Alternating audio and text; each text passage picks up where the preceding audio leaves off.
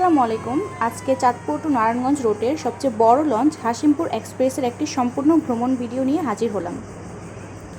আমি এখন আছি চাঁদপুরের মতলব উত্তর 60 নলে। দেখতেই পাচ্ছেন হাশিমপুর এক্সপ্রেস ঈদগাহ ফেরিঘাট থেকে 2টা 40 এবং চাঁদপুর হতে 2টা 10 মিনিটে নারায়ণগঞ্জের উদ্দেশ্যে ছেড়ে 5টা 20 মিনিটে নারায়ণগঞ্জ পৌঁছায়।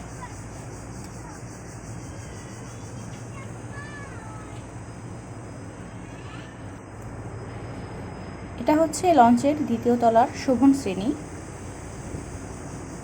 আর সামনে দেখতেই পাচ্ছেন নামাজের জন্য বিশাল স্থান রয়েছে।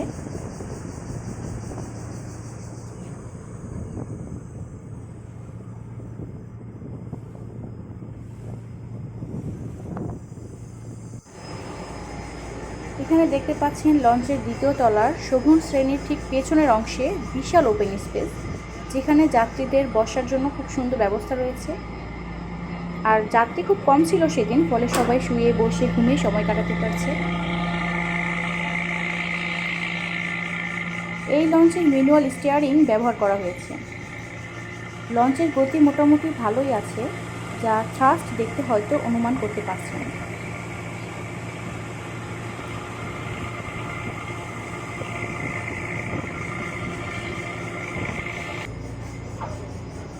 এটা হচ্ছে লঞ্চের সিঙ্গেল কেবিন, আর এখানে ডাবল কেবিন। দেখতেই পাচ্ছেন প্রতিটি বেডের সাথে একটি করে ফ্যান অ্যাটাচ আছে।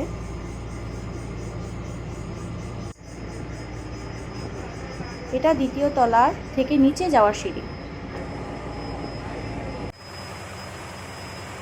এখন আছি ইঞ্জিন রুমের।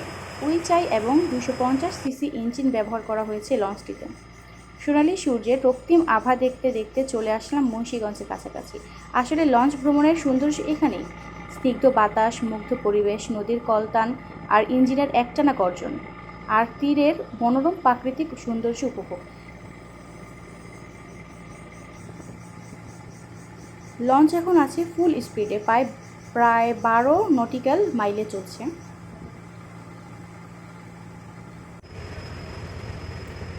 আমি এখন নারায়ণগঞ্জের কাছাকাছি এসে পড়েছি, আর এই সেই অসাধারণ সুন্দর ডিজাইনের ব্রিজ। কেউ নাম জানলে অবশ্যই কমেন্টসে করে জানাবেন।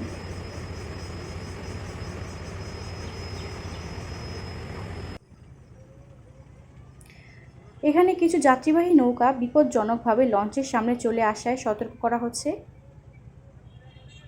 ওই যে দেখতেই পাচ্ছেন নারায়ণগঞ্জ টার্মিনাল। আমার যাত্রা আল্লাহর রহমতে শেষ হলো। পরবর্তী কোনো রুটের লঞ্চের রিভিউ দেখতে চাইলে কমেন্টসে জানাবেন প্লিজ। আর ছোটো বোনের এই চ্যানেলটি সাবস্ক্রাইব করবেন। আল্লাহ হাফেজ।